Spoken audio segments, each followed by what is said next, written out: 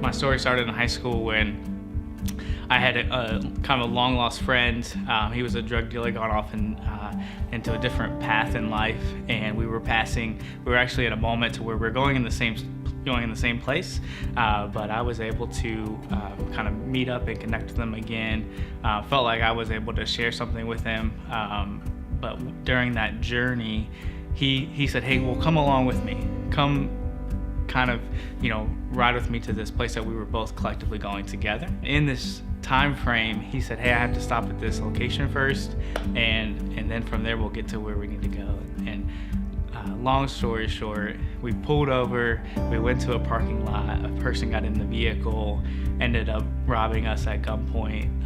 A gun had gone off, and before that had even happened, I remember him telling me, if something does happen, get out of the car and run. It was this odd moment when I thought, this is really happening, and I look back and my friend has a gun to his head. Here I am knowing about God and running and praying, thinking, I have no idea, my life has just been transformed. So I got back into my car. I made it back. It was probably about a mile distance. So if there's a 4-mile goal there, I know that's the world record. I felt like I was on pace for a 4-mile mark. I was flying as fast as I could, and at the end of the moment, me getting to my car, I remember trying to call my friend and get a hold of him and get the story of making sure he was okay, and thank God that he was. And ultimately for me, what I believe happened in that moment is that I went on this journey of faith that I wasn't expecting to. So things that I thought were the important parts of life. So I went on to college and ended up leaving there, going into the military, because what was important to me before was different now. So I invested a lot into football and working out and doing things that are trivial when it comes in comparison to God. I go home. Oddly enough, my mother is there watching a Billy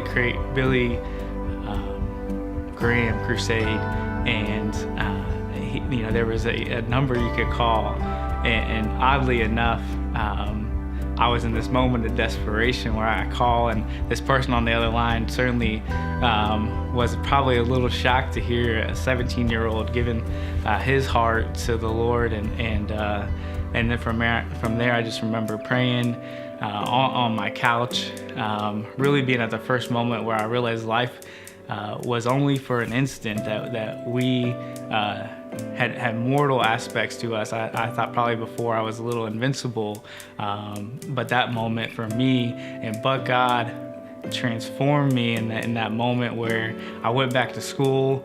I was strong. I felt like I was able to take on some things. There's still moments where you're trying to understand more about what he's doing with you in this particular moment, and I just know as we journey along that my faith in those moments will only continue to grow and get more and more ultimately impressed with the power of God and the presence of our personal walk. He wants to be in constant communication with us.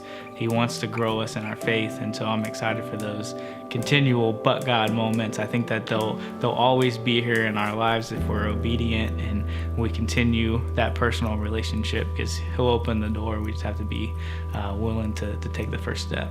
The one thing I'll say where I think about the ButGod moment is you have this initial change and shift, and then from there it's another change and shift, another change and shift, and I think about it where everything that God has in store for us is a ButGod moment. Everything that we put before him is a ButGod moment. Our finances, if we put it to him, it's a ButGod moment. It's our marriage and our children become ButGod moment, because we struggle when we try to take care of it individually. We struggle when we try to make it our own, but if we give it to him, he transforms it. My name is Sexton, and this is my ButGod moment.